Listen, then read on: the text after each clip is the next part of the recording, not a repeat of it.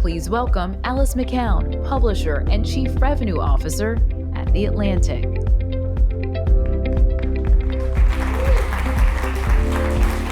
Hello, everyone. I'm Alice McCown, Publisher and Chief Revenue Officer of The Atlantic, and we're so delighted to have you here today for this important conversation about small business.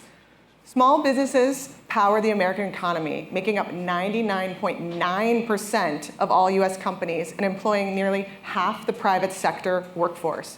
But these businesses have unique challenges to their growth and survival. In the next few minutes, we'll examine some of those challenges, as well as opportunities and solutions to help small business owners build a sustainable future. Before we get started, we want to thank our underwriter, Goldman Sachs, for their support of Atlantic's journalism.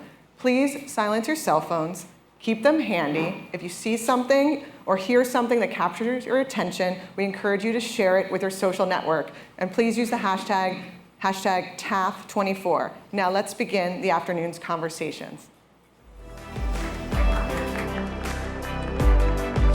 Here to discuss the small business landscape, please welcome U.S. Small Business Administrator Isabel Casillas Guzman. Here to lead the conversation is Bhumika Tharoor, Managing Editor at The Atlantic. Thank you all so much for joining us.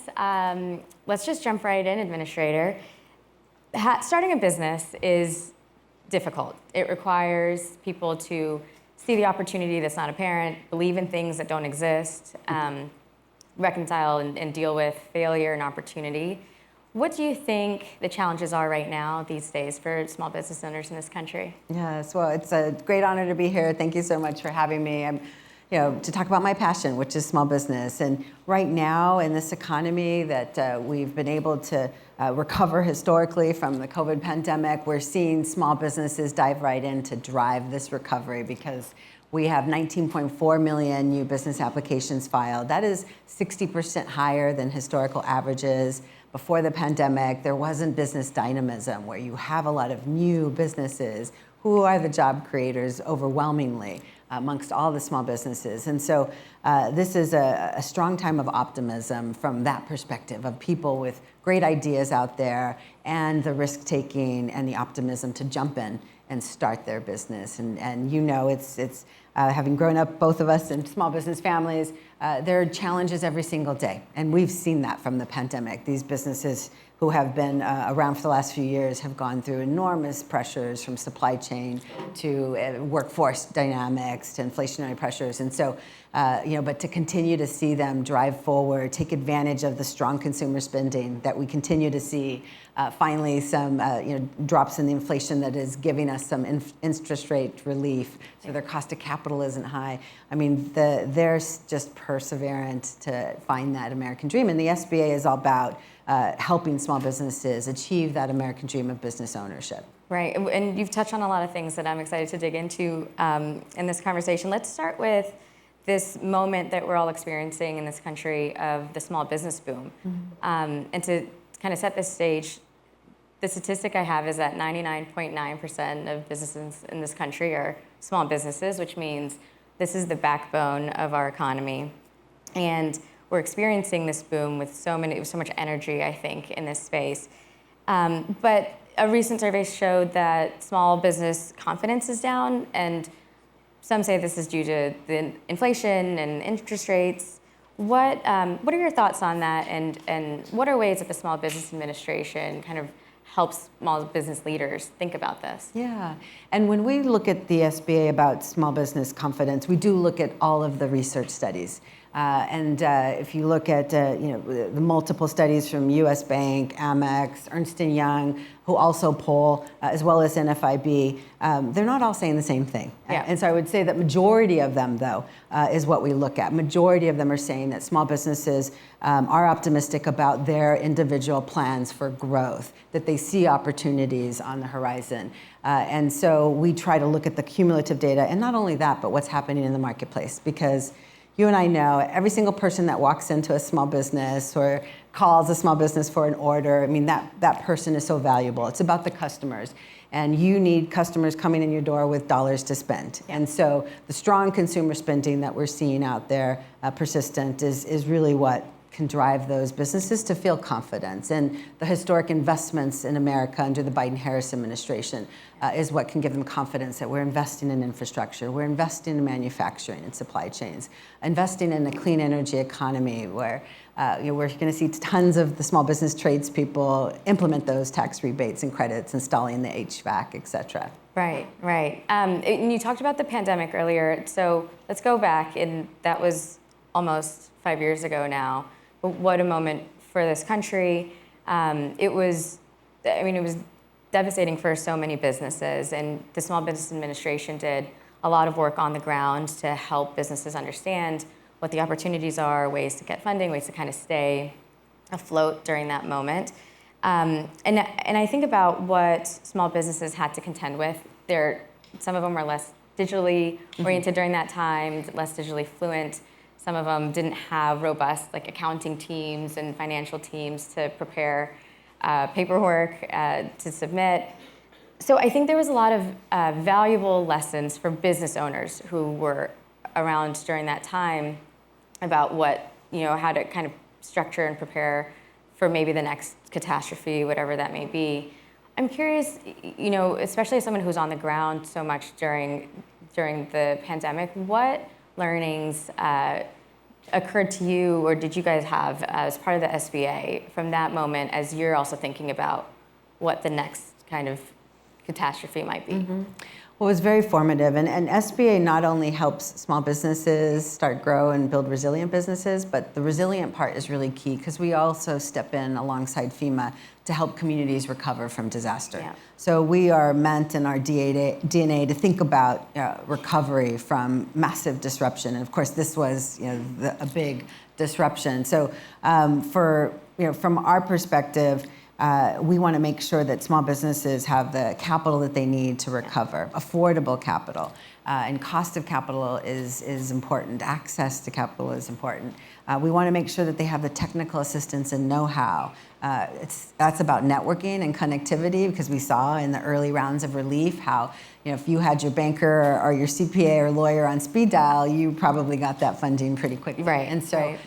Those who were left behind, realized that they needed to strengthen their connections and access, and that's also what the Biden-Harris administration focused on, is filling those gaps for people.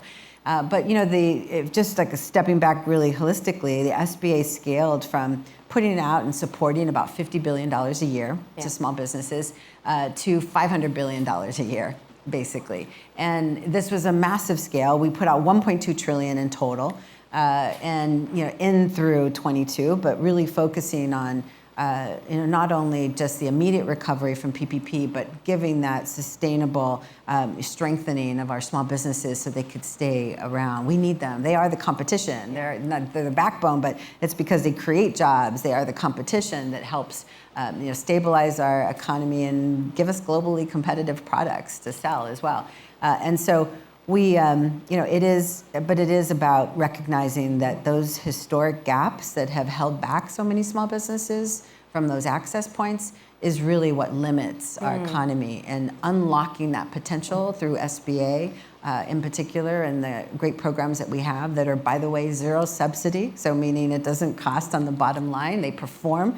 That's important to scale that and make sure that any business that doesn't get capital can have an alternative with the backing and guarantee of the federal government. And so, but it's that, and making sure that people have the skill sets to overcome, because this was the most difficult time in our history, living history, that businesses had to figure out how to navigate. And I'd love to talk more about those digital skills and other skills that we tried to help amplify and teach more. Yeah, well, can you actually say a little bit more about the skills and how, build that bridge for us? How does the SBA help small businesses with where they are digitally in their company? Yeah, and SBA has a network across the country, our small business development centers, our women's business centers, SCORE mentors, our veterans business outreach centers, and then tons of grantees that we support at the tune of $250 million a year, trying to incentivize and grow entrepreneurial ecosystems locally. Another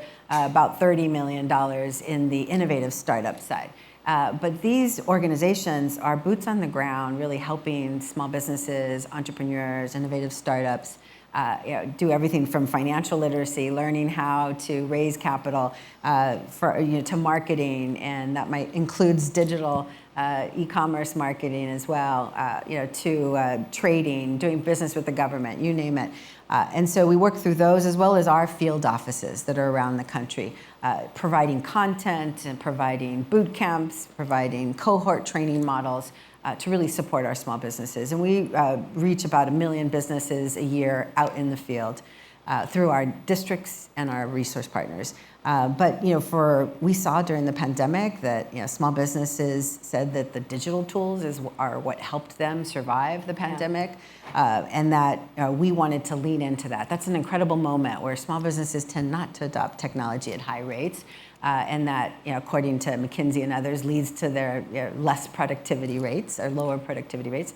But this was a time where I felt that these were revenue growth opportunities. Get digital, get your business if you can, if you're that kind of traded industry, get online to be able to connect to customers really truly around the world.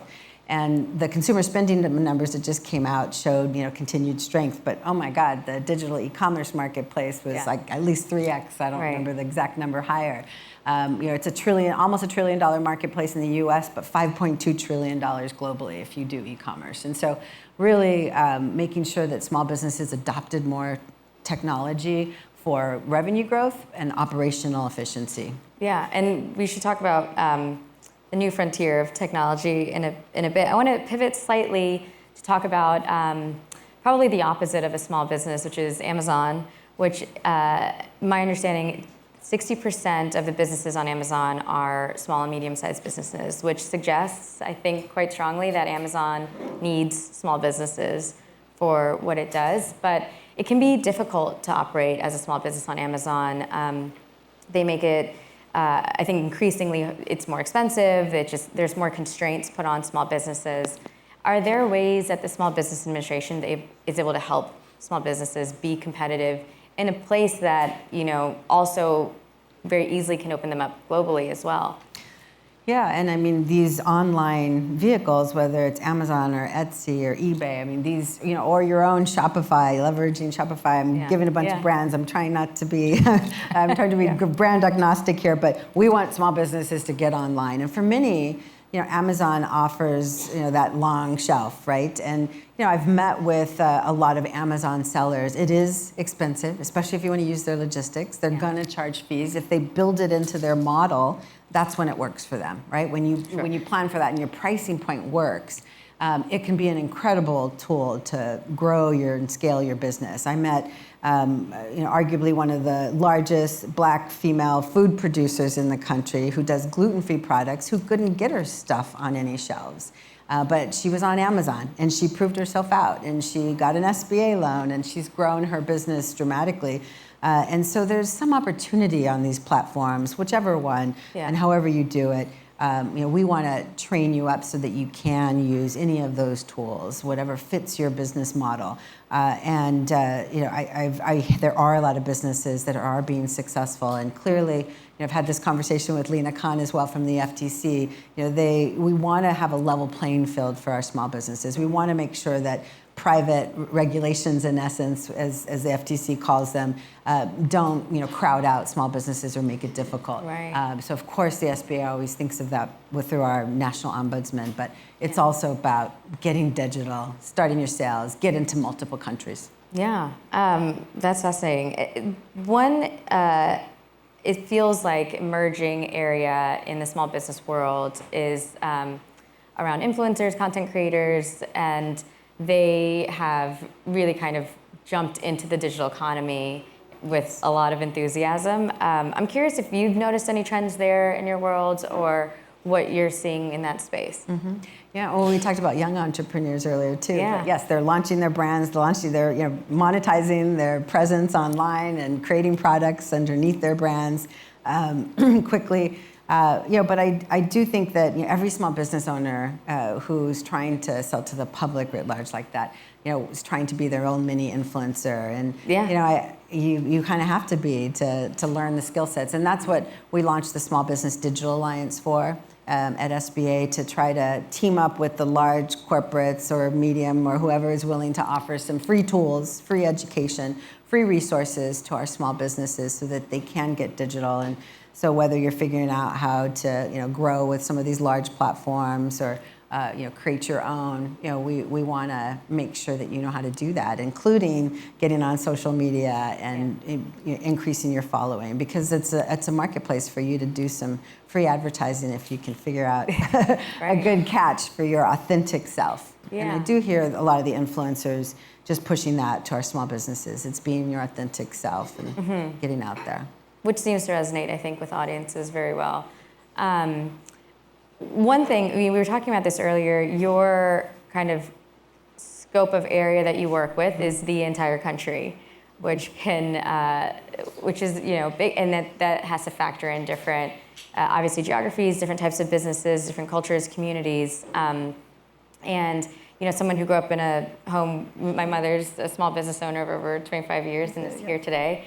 I'm curious what kind of things you think about small businesses understanding and knowing about the SBA, because it can be hard to talk to all of these businesses at the same time. Like, what do you think is really important for people to understand? Well, the SBA was created because we wanted to make sure, it was under the Eisenhower administration over 72 years ago, I guess, that there was competition and innovation, agility in our industrial base. Like, that was the main goal. So give them capital, give them the tools and skills. But it's really focused on making sure we fill gaps in the marketplace, because if you can get a commercial loan, you don't need an SBA loan. But we're filling gaps. We're filling gaps with our investment products, venture, as well as mezzanine debt, and as you grow your company, down to a micro loan. And we've had some of the most iconic brands come through the SBA. One of my favorites recently, because I was recently on a stage with one of the founders of Sweetgreen, who told me that thanks to SBA's microloan, he was able to get the capital to come in and launch Sweetgreen with his 3 partners. He was a DC company, I believe, as well. Yes, a DC company. He's part Latino, and so he's like, well, I'll call this Latino EDC thing and figure out how they can help me. And sure enough, they had an SBA microloan, and obviously they scaled and grew with our other loan products. Down up the chain, but we are underserved communities, which means people who are less likely to get capital. People of color are 2 to 3 times less likely to access capital fully or partially. Women also face extreme barriers in the marketplace. But when you talk about small business starts, women and people of color are starting businesses at the highest rates. They are, those startups are a changing face of America and a changing face of entrepreneurship. And so it's about building trusted relationships with communities to make sure that they're aware of the resources and aware of the programs, because we are about women, people of color, veterans who are also come to the table starting their business without the wealth building from having served. It is rural communities where there are 1,600 banking deserts. It is low-income communities where there are also banking deserts and other challenges. And so that's what SBA does, is go in to fill those gaps. And 1/5 of our businesses are immigrant-owned. And so ensuring that it's culturally sensitive, in language, really supporting everyone who has a great idea from anywhere and everywhere, as the president would say. Yeah, that's wonderful. And since we're in DC, I want to talk about government contracting businesses, of course. The A2A program was created to kind of unlock billions of dollars in government contracting for historically disadvantaged groups. But a key provision that was struck down last year after a federal judge deemed that to be unconstitutional. I'm curious about how the SBA has dealt with this, and does this judicial action imperil other programs for specifically underrepresented groups who, as they comprise such a significant part of businesses in this country? Yeah. President Biden always says that diversity is our strength, and it truly is, especially when you're looking to compete globally. We need to make sure that we're leveraging our great diversity to be able to strengthen our economy. And So it's alarming to me as somebody who's focused and sees the face of entrepreneurship changing, that we're looking to go backwards and not support inclusion in a way that really advances all communities. And the 8A program was an incredible program that was created to try to fill the disparity that existed in government contracting, because federal agencies want the best firms, and they want plentiful small businesses to come out and compete for their jobs. And so it's for small businesses, we spent $179 billion last year. It's the highest amount on record, thanks to President Biden and Vice President Harris's commitment to ensuring small businesses can participate in these investments in America. But it's the 8A program was attacked along the same principles of the Harvard case, where you could not presume socioeconomic disadvantage based on race, which is what the 8A program was based on. The 8A program wasn't taken down, but that assumption. And so we just shifted quickly. I tell my team that we have to be as entrepreneurial as the small businesses we serve. That's how we've survived during COVID. That's how we scaled. But we pivoted quickly on that one to ensure that we could keep the contracts flowing through the 8A program, which the agencies depend on. This happened at the worst time in August, towards the end of the fiscal year. And so we were able to recertify all the firms with this new narrative that was simplified to prove socioeconomic disadvantage. And so unfortunately, people have to go through their history and explain how they were disadvantaged. But we didn't lose a single contract in the 8A program. And we're on track to continue to hit the president's goal of 15% by 2025 for socioeconomic disadvantaged firms. And I'm telling you, there's still disparity. Less than 2% of contracts go to Black firms. Less than 2% of contracts go to Latino firms. We've made progress on Native, Asian. Veterans hit their goal that was newly set at 5% from 3% immediately this year. So we're excited. But there's more work to be done, and it's an unfortunate issue, but the court case is still open. Yeah. You've talked about many different segments of this country who you guys have been very deliberate and intentional about reaching out to. There was one group that I found really fascinating. It's kind of giving people a second chance, people with convictions on their records. Can you say a little bit more about what this initiative has been like? Mm-hmm. Our focus, and Vice President Harris in particular, has been focused on small business from day one. This was her priority, and access to capital in particular, and so really driving to make sure the SBA could unlock capital. That meant simplifying our programs, investing in technology, making sure that our distribution networks were broader, more competition, more lenders, and that included simplification of forms. Let's reduce the paperwork for our end borrowers and our lenders, and remove the, in essence, complications of when a lender can get their guarantee on the back end. And I point to all that because the rule changes that we made did all that, and that's why we've doubled our lending on small dollars. That's why we've increased across all our underserved, including 3x to the Black entrepreneurs, 2.5x to Latinos, and doubling women as well. And so there was a form, there's fingerprinting. 1 in 3 Americans have a criminal background, so you had to fill out this form. And we need to ban the box and provide a second chance and opportunity. And so removing some of those barriers, the lender is going to get to the point of whether or not someone has an ability to repay. Mm-hmm. We're going to vet all the other key credit and underwriting parameters. It's good asset management, but you don't need to encumber all those loans with a complicated process. Right. And so we did ban the box and moved forward across the board to simplify our programs. That's wonderful. So at the beginning of this conversation, we talked a little bit about new technologies that are coming or that are here. So I want to talk about AI. AI is this big new frontier, and for some businesses, it's actually been the essential point in allowing new small businesses to form. It's also allowing other small businesses to pivot and to be more agile. And in some areas, I imagine it's going to kind of totally destroy other small businesses or make them redundant. What are ways that small businesses should be thinking about AI, and not in the sense of, do we want this technology or not, but just kind of from a place of, this is coming, it's here. How should business owners think about this? Yes, it's here, and they're already using it. Yeah. And some of them are really trying to level the playing field as a result. I do think AI has the potential to level any technology, potential to level the playing field more for our small businesses, but AI in particular. We are seeing small businesses, of course, use it to help them on the marketing front.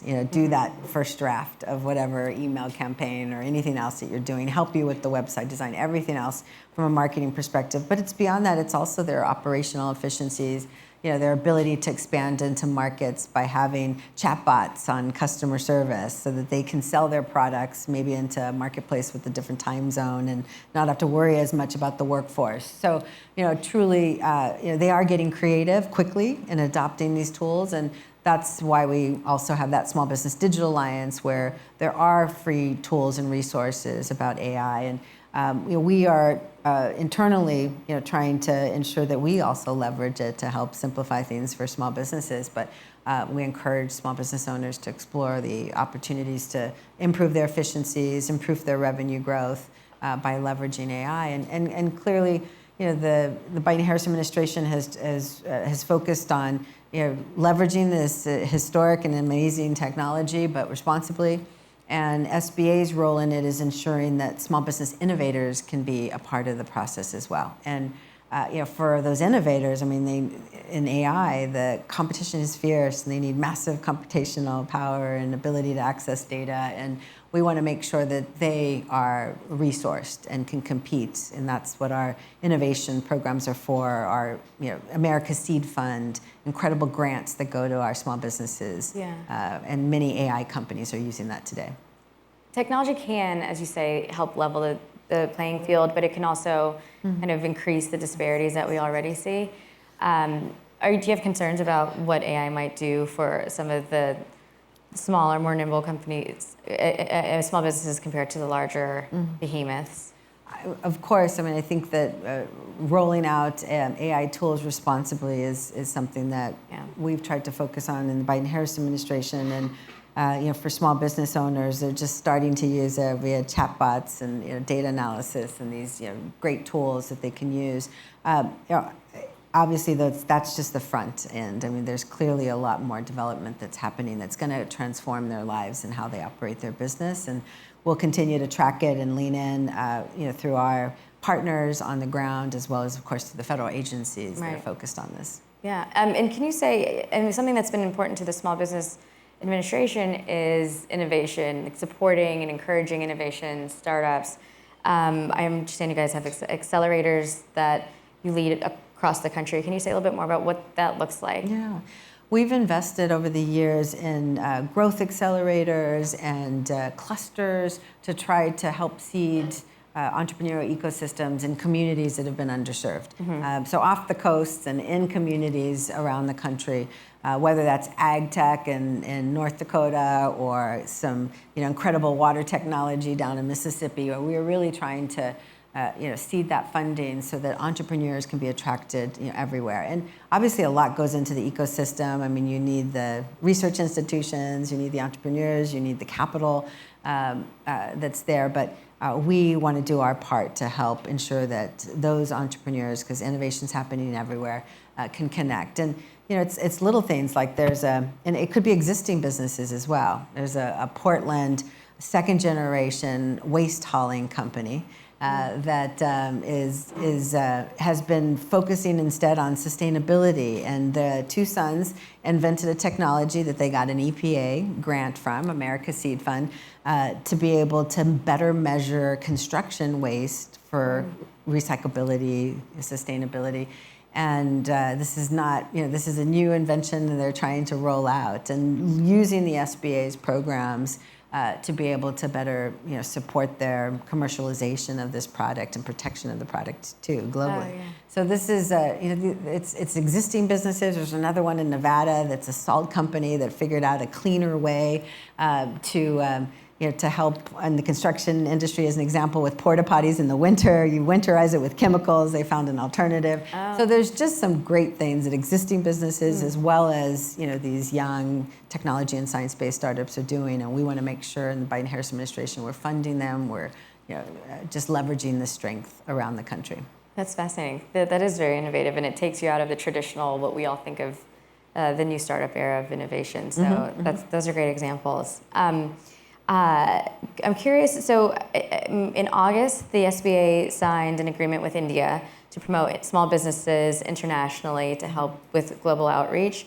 How would this work? And are there other plans for the global marketplace, other partnerships that you guys are thinking about? Yeah, we wanted to look at the very beginning about small businesses and trade. We know that 95% of the world's consumers are outside the United States, so we want our small businesses to go after that and be part of our trade agenda. But and they're about just over, Commerce says 267,000 small businesses do trade, but we added in the de minimis under 2,500, the service-oriented businesses, and it's more than about 1.2 million. But there are many more in traded industries that could engage. So we really want businesses to focus on global markets, multiple markets. For India in particular, when Prime Minister Modi and President Biden signed their joint statement, one of the deliverables was around entrepreneurship and small businesses and connecting our countries. And not only is it a huge marketplace, critical strategic partner as well in the Indo-Pacific, but it presents great opportunities, especially for the types of businesses that SBA works with, our government contractors, because the Department of Defense, for example, has entered into a partnership around Sachs. India is the largest buyer of or importer of defense technologies and one of our key strategic partners. And so, and over the next 10 years, it's $200 billion in planned spending. Wow. And so we want all of our suppliers within this incredible defense supply chain to be able to benefit from that and to be able to potentially create some partnerships. So we did several visits with innovative startup hubs around the country, but a couple focusing on the defense space in particular. And clearly we want, across all industries for our small businesses to be able to engage, but, leaning in with SBA's unique new partnership with Department of Defense, which we launched around, critical technologies is something that we wanted to lift up. And that's the purpose of my trip in particular and the MOU, and helping advance not only our overall federal government as a cabinet member, just the importance of our relationship, but specifically for small businesses. Wonderful. I have so many questions, but that's all we have time for today. Thank you so much, Administrator, Thank for you. your It's been a pleasure. It's been a pleasure. Thank you. Thank you very much.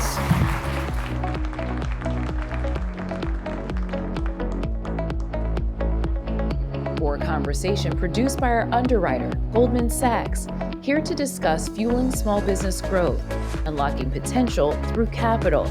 Please welcome Asahi Pompey, Global Head of Corporate Engagement at Goldman Sachs, and Jessica Dane, owner of Explore Academy, with the Atlantic's Alice McCown. Okay, I am thrilled to be back here again with Goldman Sachs talking about your 10,000 Small Business Program. Asahi, I'm going to start with you to just frame this for everyone. Can you tell us a little bit about 10,000 small businesses and the program? Alice, it's terrific to be here with you. So, Goldman Sachs 10,000 Small Businesses. It's a world-class business education program that meets entrepreneurs where they are. So, it takes entrepreneurs from working in their business to working on their business. So things like negotiation, really knowing your financials, your operation. What about your succession planning, hiring? You name it, it's all part of the course. And people frequently ask me what differentiates this program from all the other programs that exist. I'd say it's the results, right? The tangible results. It's not theory, it is practice, what business owners need to know. And we've really seen tremendous success of the business owners who've graduated the program. All right, so Jessica, who is a graduate, I would love if you could tell us a little bit about yourself and your business and your experience with 10,000 small businesses. Thank you. I started my business. I was a stay-at-home mom. I had 2 little boys at home. And one day I looked at my stove with whiteboard propped up and my agenda, and I thought, they're going to hate me. So I need to go back to work. I did not get what I was looking for. I started my business because, and it's a childcare business. It was really important to me to have a place to bring them that I didn't have to bring them full time and was very educational. So I started a flexible educational childcare brand called Dino Drop-In. A lot of the classes at the beginning I was able to get out of my community, HR and QuickBooks and those type of things. But once I hit several businesses in a couple of different states, I really needed university level education. And that's what I got at the 10,000 Small Businesses program. It really allowed me to go beyond, and it also introduced me to peers from all over the nation. So when I had really great ideas and I thought they might scare my staff, I could share them with my peers, and that really helped to have that anonymity to share the big ideas and not really stress everyone out. Wow, incredible. All right, so I want to hear a little bit, Asahif, about your 100 million investment, or the program's 100 million investment in rural communities. And so what are the challenges, but then also what are you hearing from the businesses? Sure. So we announced a $100 million investment to help small business owners, specifically in rural communities, with a goal of reaching 20 states over the next 5 years. Wow. So I've been to places like North Dakota, Missouri, Arkansas, and we're heading out to Montana soon. Yeah. And here's why we're doing that. We found that our model was working really well in cities, but we were also seeing an acute need of business owners in rural communities. Here's why. 3 challenges that they were telling us they were facing. One is access to capital. You know that you need money in order to make money, and we knew that small business owners in rural communities were, for the most part, accessing that capital through family members, through friends, and sometimes through their local community banks. That's why we partner with CDFIs. The second challenge they were facing is finding employees, right? Really hard time. 65% of them said, I'm having a hard time finding individuals in my community to live and work here. What are the tactics and strategies that I can employ? And then the third challenge that I think is disproportionate was access to basic resources, right? To groceries, to medical care. We know that rural small businesses basically have to put in more effort to get those results. So we said, could we tailor our program and take it to rural communities to help those businesses grow and scale? And we're marching towards that. We're in 5 states so far, and we're going to get to that goal of 20. Incredible, incredible. All right, so Jessica, I want to know from your end, what have been some of the barriers when you're starting your business that you faced accessing capital, and then how is the Goldman's program to help you overcome that? Sure. When I started my business, I had a partner, and we had friends and family investment of $50,000. She decided to leave the business after 4 months and move to another city, so I panicked. I was luckily in a group, a 1 Million Cups volunteer position, and I knew my local community bank president. He kept telling me, come in, and I kept telling him, I'm not bankable. I have like a year and a half before I'm bankable. And I did eventually go in, and he loaned me enough money to purchase her portion of the business. After that, shockingly to me, but not to most people, banks were offering my money right after that. And I didn't say no. I said not right now, because my community bank could only loan me money in 1 state. And once we grew out of state, I did need that second lender. And then what Goldman Sachs did for me, it really changed my perspective of myself. And I was scared to ask for $50,000 at first. When I came back from the Goldman Sachs graduation party, and we had worked so hard and really dove into our financials, I went from asking bankers for $25,000 to $50,000 startup loans for asking for multiple millions of dollars 2 months later, and I got it. So I really secured my business by being able to purchase the properties that I was formerly renting. So I have now 5 properties. Oh my gosh, that's amazing. So what do you think other lenders can learn, from your experience? Right. Keep it simple. I am holding babies every day. I might be changing diapers. I'm doing my financials. I am not speaking in ratios like my bankers do. I love them, and I love what they show me about my business, but keeping it simple.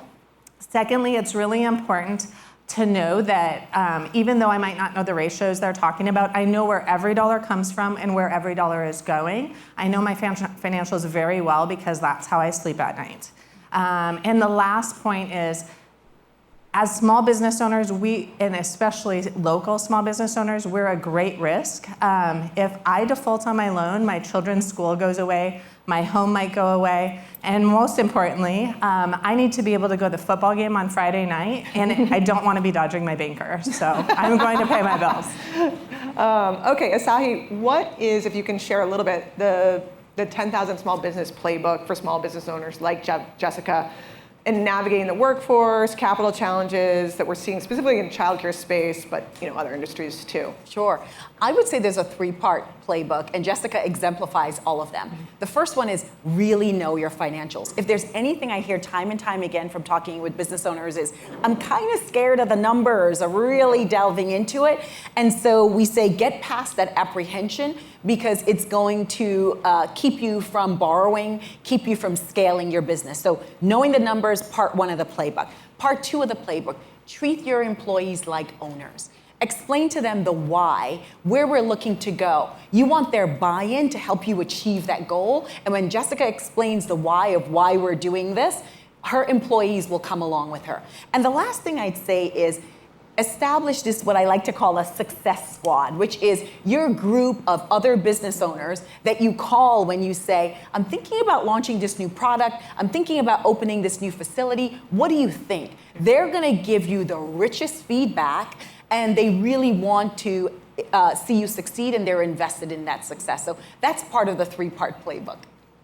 All right, great. So you talked a little bit earlier about small urban businesses, but I wanted to know a little bit, like, small businesses are the bedrocks of our communities. Like, what are the differences between how a small business, uplifts the community in rural places versus urban? Sure. So we've done, we're on the pulse of small business. Over the last several years, we've conducted 24 surveys of small business owners across the country. And the message that they're sending to us is really, really clear around what their needs are, what the pressures are across the board. So one is they're telling us finding talent is really something that they're struggling with.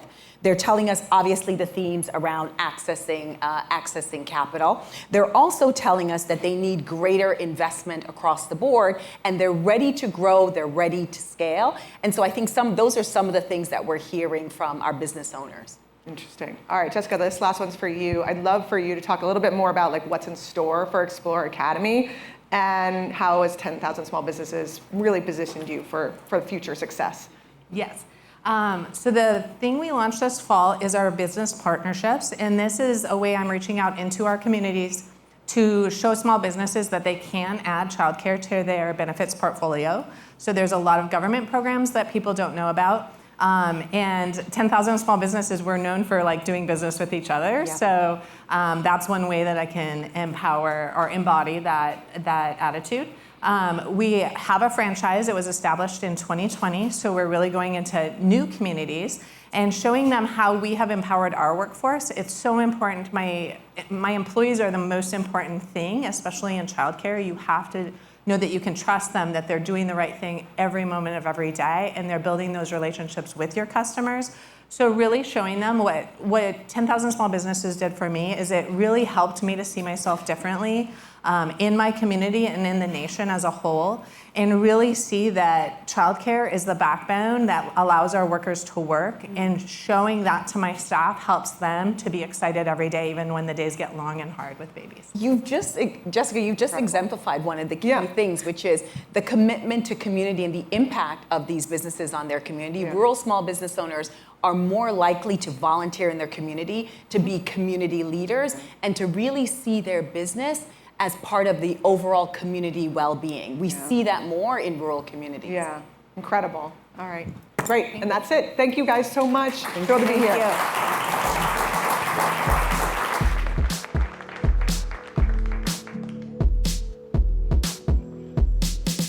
And now for a conversation about closing the small business racial and gender gaps. Please welcome Ron Busby Sr., President and CEO of U.S. Black Chambers, and Nick Kober, founder and CEO of the Bow Collective and principal managing partner at Kober, Johnson, and Romney. Back to lead the discussion is the Atlantic's Bhumika Tharoor.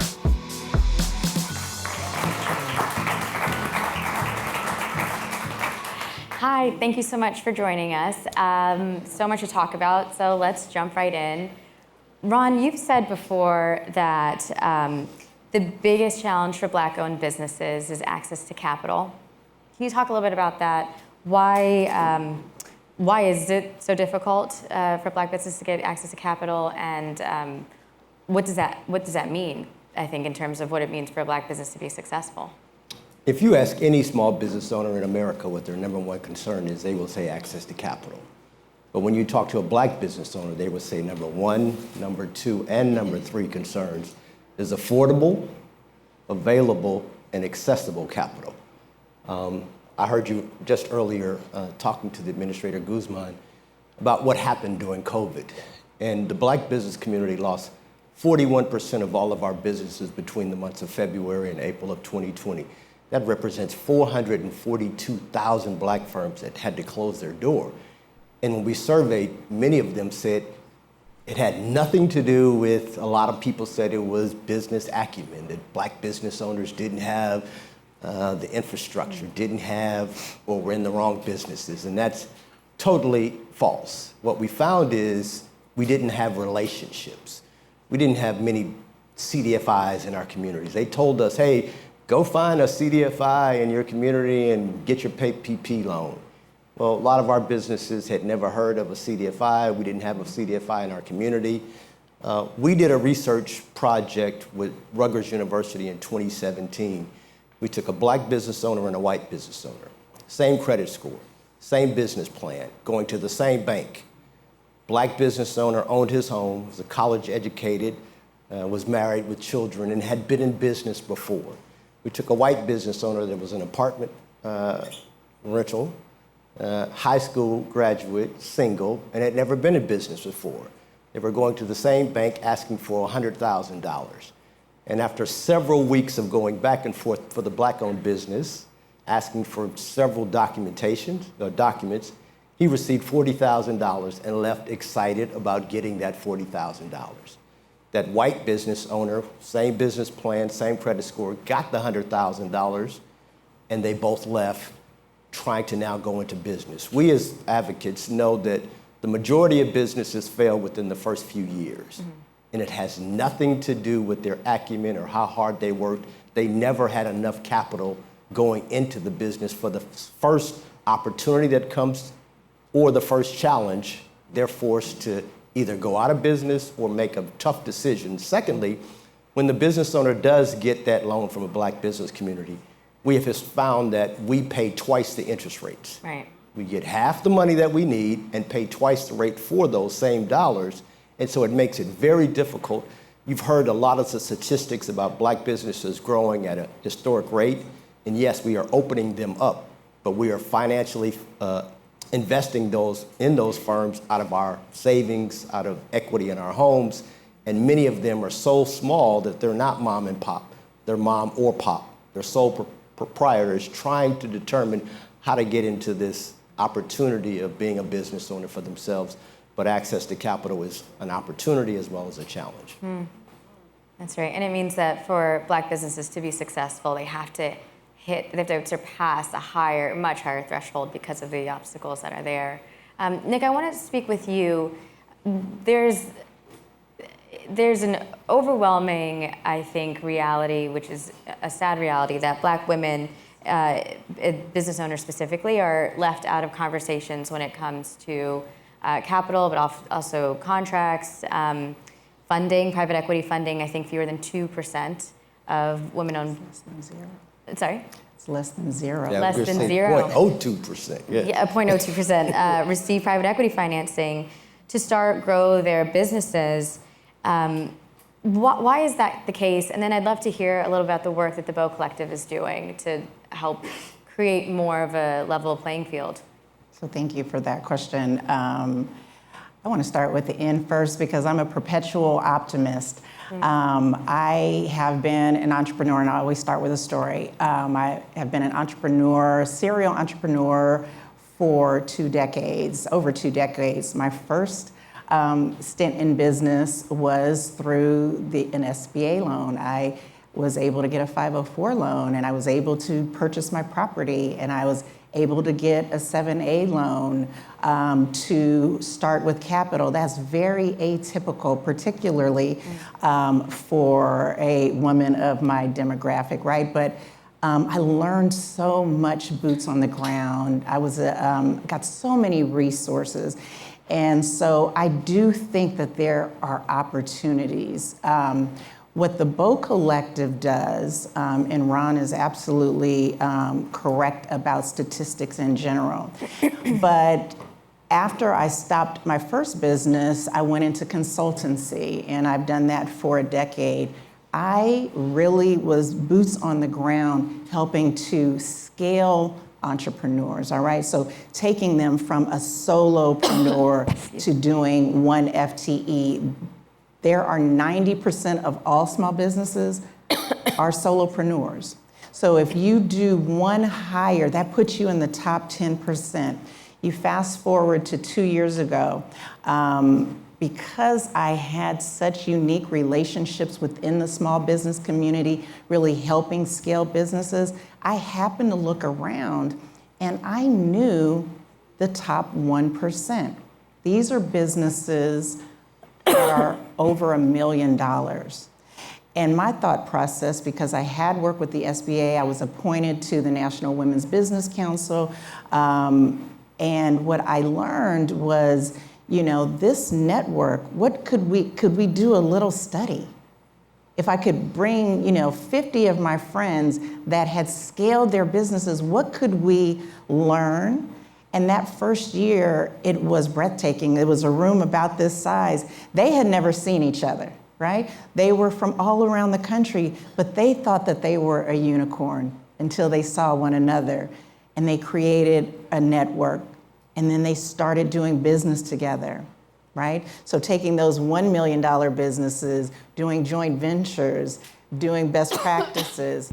And then now we are almost 3 years down the road, we're scaling our model to the next level. So we're at 200 plus businesses in 24 states, 26 different verticals. So you have healthcare consultancies, you have IT consultants. It is a breadth and a depth that is an opportunity. And so when you talk about it, what Ron said, access to capital is one thing, but most of these businesses, these 200, together we are at $1.4 billion. Most of them bootstrapped. Most of them were government contractors. Most of them found a way out of no way. And so now they're sharing practices. And let me just tell you another strategic way that we're working. So what about those that are under $1 million? Well, we wanted to change the paradigm, and we realized that training is important, but transactions are more impactful. So if I have, and this is a true story, a $30 million Bow business, and we work with a business that is under $1 million, it doesn't mean that they don't have 20 years of experience in the private sector or the federal space. And I say, I want to bring her on. You overnight have this transaction that has made that solopreneur a multi-million-dollar business off of this transactional nature.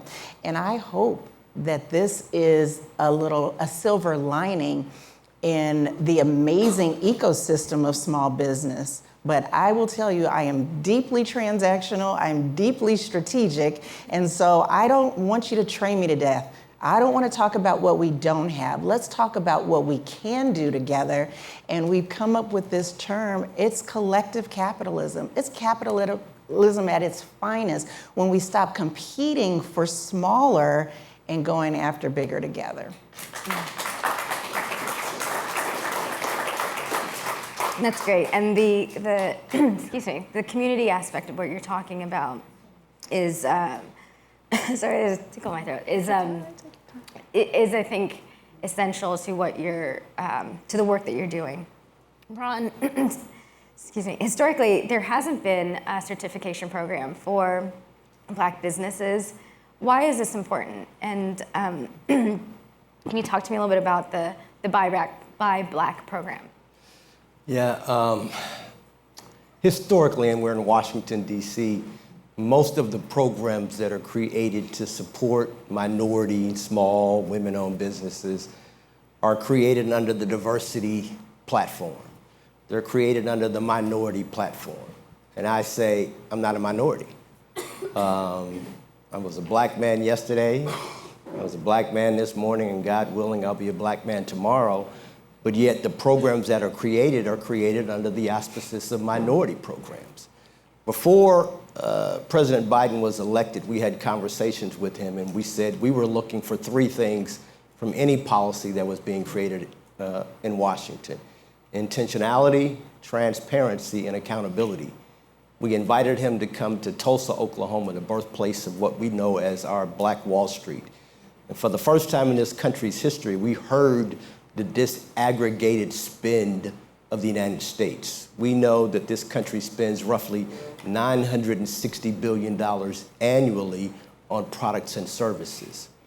What we have heard from President Biden and previous presidents is there's always a goal. I came here in 2009 under then President Obama, and the goal was a minority spend of 5%. He surpassed that, got 7% in his second term, and it went from 7% minority spend goal to 9%. He surpassed that. And I went and talked to the 170 chambers that we have across the country and the 380,000 members. And I said, well, has your firm experienced any of this growth? Have you seen additional contracts? And across the country, we were hearing the same conversation. No, I'm not seeing our firms have this growth. And so when we asked Biden, hey, let's be more specific on that minority spend. And for the first time, we heard how that spend was going, that 11%. Of that 11%, the Asian business community received 1.8% of that spend. The Hispanic community received 1.71% of that spend.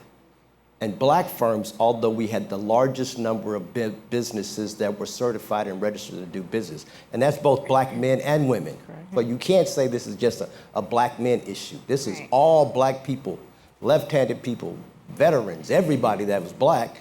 We only received 1.5% of the totality of the minority spend. So combined between white men and white women, they were receiving more than 94% of every dollar that this country spends. And that's why I say we've got to come together, and we can't have these select groups saying, hey, let me advocate for left-handed people. Let me advocate for folk that are short. We've got to have a strong Black voice collectively to move our money and move our agenda forward. And so the U.S. Black Chamber said, well, I'd like to be certified as a Black-owned business. Historically, and I'm 8A certified, did a lot of work with the federal government, was Small Business of the Year. We're only certified as minority-owned businesses. And so now I serve as the chair for the Minority Business Development Agency's subcommittee on contracting. Because what we saw when I first moved here, I saw how white women received additional grants. They went in and advocated on behalf of their membership and said, hey, here's a contract that's coming up in the fourth quarter of this year. We know of a firm that can do the work, and if you don't give it to us, we want to know why. And we're saying we're going to do the same thing for Black firms. We are going to advocate on intentionality, not race, not gender, not size, not height, not geographic. It's not inner city, it's not urban. We advocate for Black-owned businesses, and we've got to be specific about who we advocate for, and that is the only way you're going to move this agenda. I'll give you an example. During COVID, many of the Black-owned restaurants and restaurants across the country were having challenging times. A lot of our restaurants were being closed. And one of our partners said, hey, we're going to create a program that will allow Black-owned restaurants free delivery. So, hey, if you're ordering from a Black soul food restaurant in your community and you have a service delivered, we'll waive those fees. And 3 months later, they came back and said, well, gosh, black-owned restaurants have grown by 300%. We were like, wait a minute, huh? Every day I'm talking to restaurants that are closing their doors. And what we found is they weren't black-owned restaurants at all. They were Hispanic restaurants and Asian restaurants and Vietnamese restaurants and pizza restaurants. Everybody that was a minority was taking advantage of the program. That was a program that was created for black-owned businesses. That's the reason why we've got to have more specific reference to certification, and that is what the Buy Black platform is all about.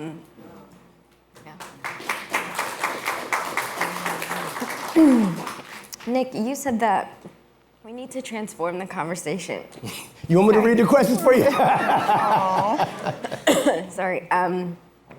The conversation about how Black women are referred to as job creators and economy builders.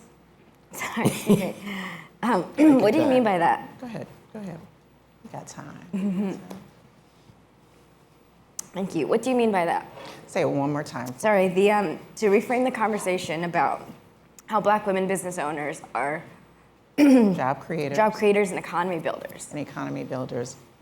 So again, if you know my history, I love all small businesses, and but there is an intersectionality between being a woman and being Black that it takes a lot of courage, quite frankly, to step out and say, I support you, I support small, I support women, I support Black, and it's a both and, not an either or, that there are certain pain points that leave Black women most vulnerable.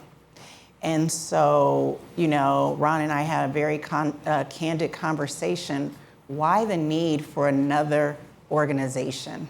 You know, and I respect that. I believe that sometimes it is true that when you have a room where you say minority, or you say women, or you say Black, that Black women are really, our stats are under aggregated. So you make a wonderful point, Ron, about the SBA disaggregating minority. We're going to skew, if you don't have the courage to disaggregate, you're going to think we're doing really, really great. Our Asian sisters, again, American Express did a report, and it was really my rally cry. It was the first time we learned that our white sisters, for their gross annual revenues, were $192,000. Same with our Asian sisters. But for that same Black woman business, it was $24,000. And so I believe that, number one, you have to see me and you have to know what I'm really going through, what the data shows, so that you can really be solution oriented, right? If we are all in a room of small business owners, but you don't know or you assume that my stats are the same as yours, we're not going to get the same level of resources and innovation. So with that, I thought that it was really important and quite scary. It's very scary to do something new. It's very intimidating to come out and say, I love what you are doing, and I still have other things that I want to address. And I believe that by putting Bo businesses on the stage, literally and figuratively, to show the best-in-class businesses, the ones that are scaling, that are overcoming those hurdles, guess what? For young Black girls, that's really a lightning rod of change that she's like, I didn't even know I get this all the time. I didn't even know there was a you.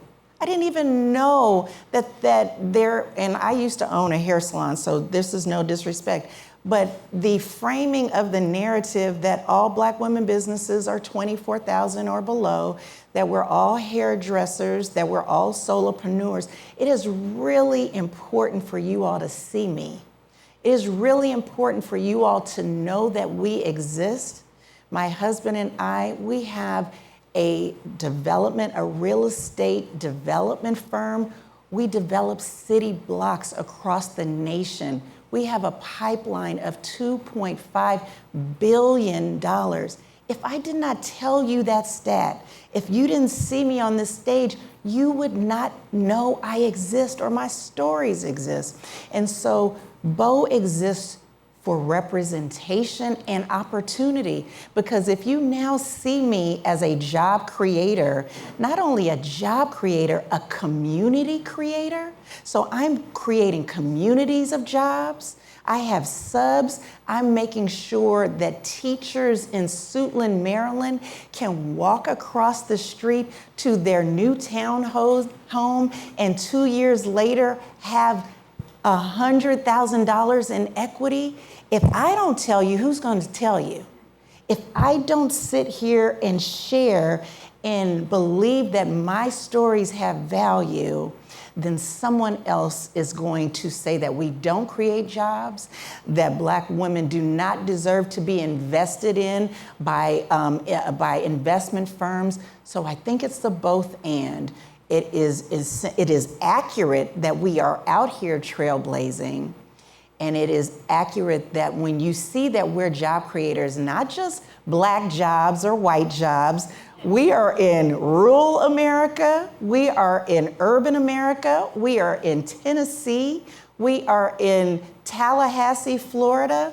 You probably didn't know, and you make those assumptions, and now you can't invest back into these communities because you didn't even know we were there fighting the good fight.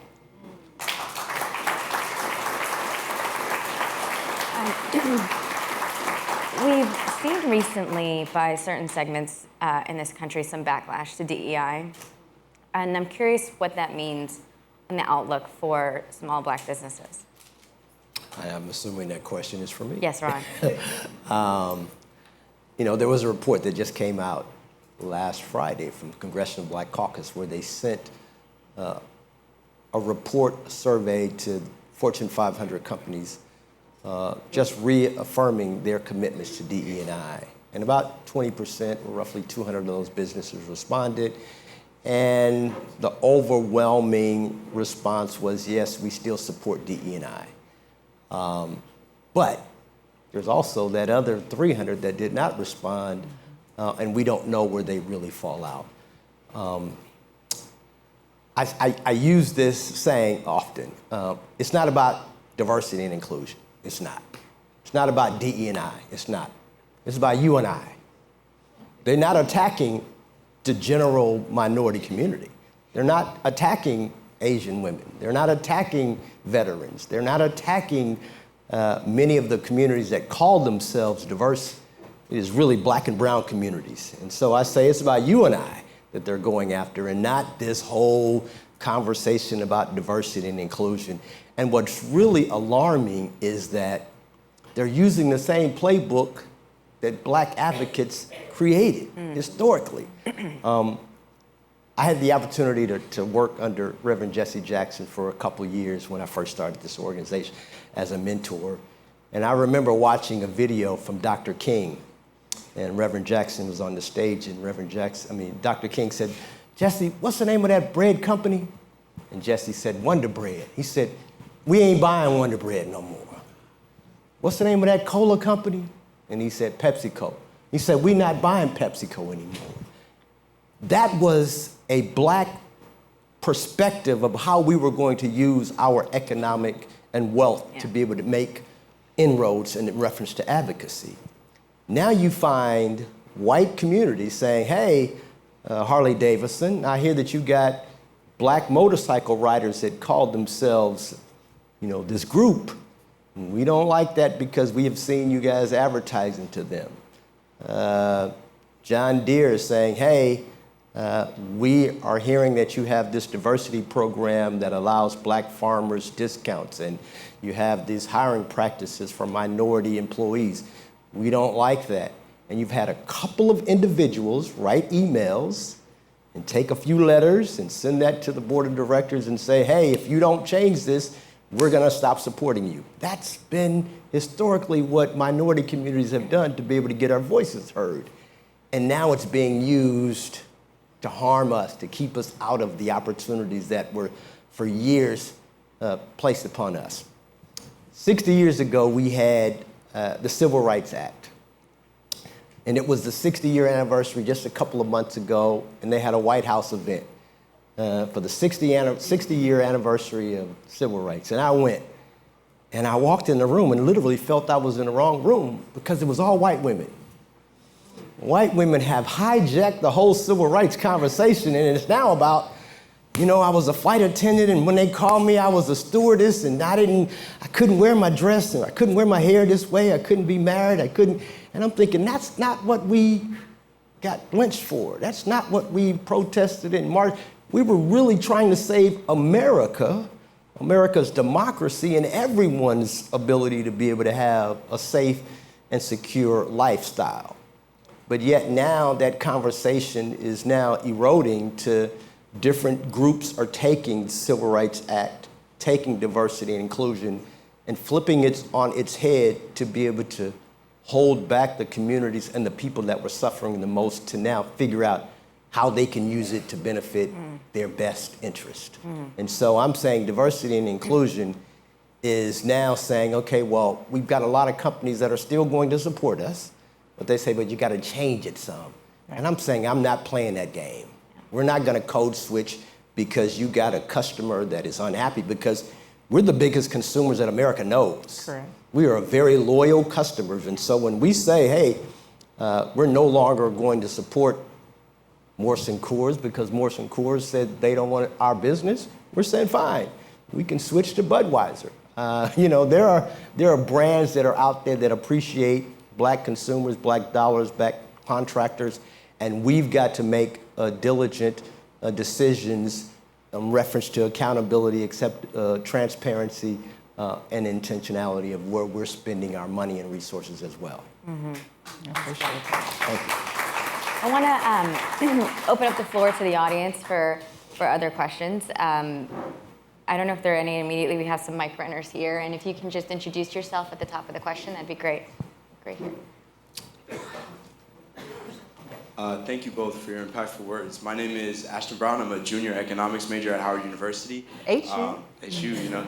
Both of my parents are entrepreneurs, and so they've always instilled in me the importance. And the work that I want to do long term is community development work, deploying and accessing that capital so that we can expand access to capital for these businesses.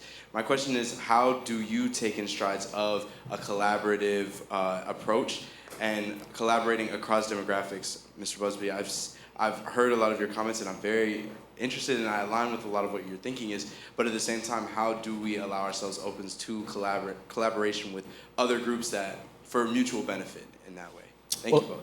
Thank you. And both of us will have a question, or will have an answer on that, because I think we've got to collectively fight. You know who's not in this conversation, who I think needs to have a voice in this, is the Native Americans. Yes. As a black-owned business doing business with the federal government, I can have all the certifications in the country. I can get into a program called the 8A program, which I think is one of the best programs. I'm a graduate out of the program.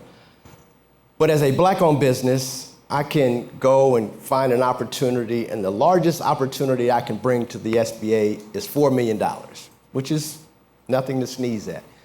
But as a Native American firm, I can bring a contract for $100 million. Sole source, never have to go out to bid, one. Two, as a black firm in the 8A program, I'm in the program for 9 years. As a Native American program, it's forever. So I get a contract, I work on it, I pass it off to my daughter. She has it, she works on it for 20, 30 years, she passes it off to her daughter. That's how you create generational wealth. You cannot create generational wealth in 9 years. You might be able to make yourself some funds, but you're not going to be able to create that generational wealth that we need in our community. So we've got to say, how can we go to communities that have historically shown that they got it? And so a lot of people, when I first got here, were saying, well, man, you don't want to pick a fight with the Native Americans. And I'm like, who's fighting? That's not what we're trying to do. We're trying to figure out how to work together. And so we went to NACA, National Association Contractors for Native Americans, and we've now had a joint venture. So they can have a 100-year contract. I can now go find a contract that might be worth $20 million, partner with a Native American firm that will have the opportunity to get a larger contract, and now I can get into that program with them as a partner and create the generational wealth down the path for me, my family, and the family that comes after me. That's how we gotta stop thinking inside the box. The second thing is, right now, this country is spending billions of dollars on infrastructure. And Nicole made it really clear, we're too small. Our firms are not mom and pop, but mom or pop. We have the average black firm in the country is doing $54,800 a year. You cannot build a freeway, a highway, a bridge doing $54,000. So I agree, we've got to do more joint ventures, more consortiums, partnerships, and where it makes sense, we've got to do an acquisition. I grew my firm to as large as I could get it organically, and then looked around and said, how can I get to that next level? I read a book called Why Should White Guys Have All the Fun? By Reginald Lewis. He was the first black billionaire. He never made anything. Elon Musk never started anything. Elon Musk. He acquired a firm. Yes. And that's what and it doesn't have to be a firm that's another minority firm. Yeah. I bought a white firm and ended up growing that firm to where we became the largest black employer of black people in the country. And so there's great ways to be able to partner on advocacy, great ways to be able to partner on contract opportunities, and when and where it makes sense. There are things that we can do inside of our communities that are also collaborations, such as the black banks. Great funding opportunities there, but most of us don't know them. Most of us don't bank with them, but they make 70% of all loans to black homeowners and black businesses, and they're very important to the growth and success of black communities around the country. Thank you. That also ties, I think, to the community spirit that you were talking about, Nick. I think we can quickly do one more question. Yeah, hi. Very interesting remarks. I'm Stephen Jordan with the Institute for Sustainable Development. I'd love to get your reaction to two things folks have talked to me offline about and see what you think. I was talking to the head of supply chain sourcing for a Fortune 50 company, and he told me that he would love to give more contracts, right, out to explicitly black businesses. But what he said is that they had like $300 or $400 million black businesses that they were going to. They called it like the usual suspects. And they had a bunch at the 10 million or lower level. And he was saying to me, you know, we should figure out some kind of escalator program or mezzanine financing thing, not for the entrepreneurial side, but how do you take the $10 million thing and crank it up so it's not just the usual suspects. So love your reaction on that. And then the second one is... Sorry, I think we might only just have time for one. Okay. I would love to answer And I think that you got in some, an innovative... we got some of our partners here that are doing exactly that on the accelerator program, but it's a great question. It's one thing to be able to grow your firm, but you got to have M&A funding. You got to have the technical assistance around from legal to accounting to finance. So money is important, but you can put two and two together to make one. And that's kind of what we're doing at the U.S. Black Chamber in our President's Circle, but I know Nicole also has a program that they're working with at Bo as well. Or you can just not be small. You can bring together 200 of the nation's top 1% and be big. And I think that is a way to collaborate, that we're moving into a for-profit model that will replicate exactly what you said. Our 200 businesses aggregate $1.4 billion. And now we are, as Beyonce says, getting into formation. And so all of our IT companies, best-in-class IT, they're coming together. You take lack of capacity off the table. Our Marcom, you take lack of capacity off the table. You take real estate development, construction, title services, et cetera, and you become a mini Accenture. You become a mini BCG. You heard it here first, guys. We want to take that, and I think it's an investable model. It's a both and. We can both be a prime contractor of a $1.4 billion with key past performance, but we can also do acquisitions because now we have the capital internally funded. I just took 200 of my best girlfriends and I said, let's go do this. And so it is done. That's great. Thank you. That's all that we have time for. We have there's so much we could have gotten into, but thank you much, everyone, and thanks for bearing with me. Thank you, Ron and Nick. Thank you.